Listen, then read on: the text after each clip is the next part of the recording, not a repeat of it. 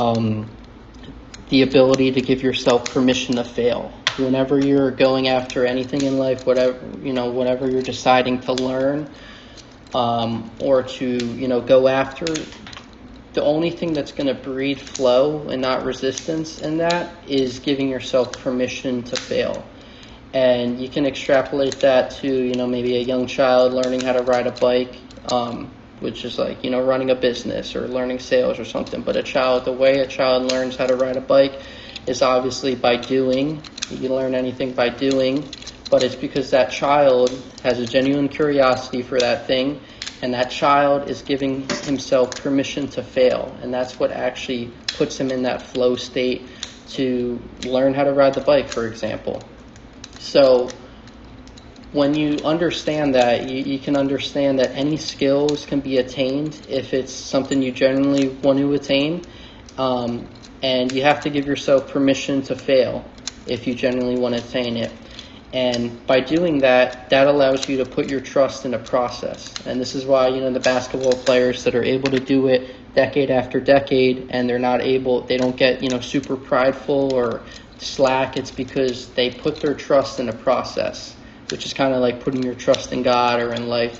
As they gain more success, whether it's, more hoops scored or a trader making more and more money, the reason why they don't fall and collapse is because they don't put their trust in themselves. They're not discrediting themselves, but they know, the compliments that they're getting from the outside world, it's not generally for them. It's for the process that they follow.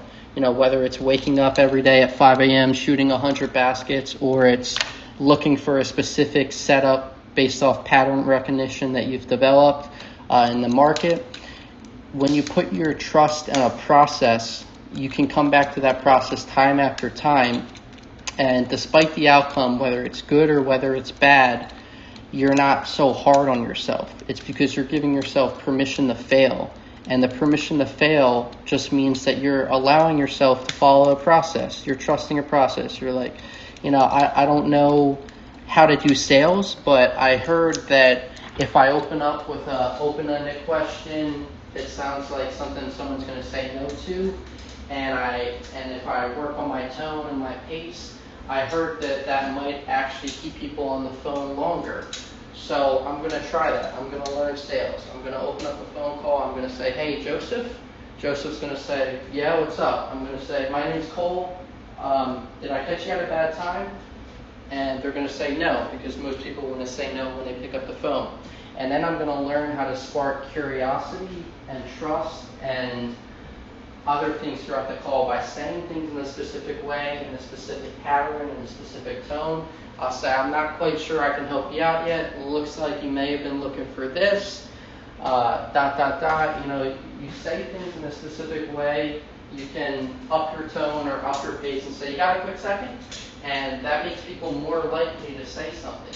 So the words that you say, how you say them, what you do, it has a profound impact on something like sales.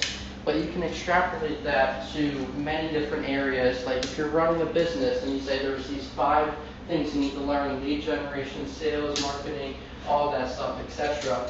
Well, then every individual category that you're going to go after and you're going to attain the skills for those categories, you need to understand a process for each category of learning. And you need to trust in that process. So I trusted in sales. I know how to do sales. Now, how the hell do I do lead generation? Well, let me learn a little bit, look up a little bit about possible ways to do lead generation. I learn by doing. I receive the feedback, but I'm trusting in the process. And that's because you're not outcome oriented. The business doesn't have to be made today. The business doesn't have to be made in a year from now, or it doesn't have to be successful. It'll unfold on its own time. But the reason, what I was going to say to finish up is that when you don't give yourself permission to fail, you become focused on outcomes and you're no longer process oriented. So what that might look like for a salesperson is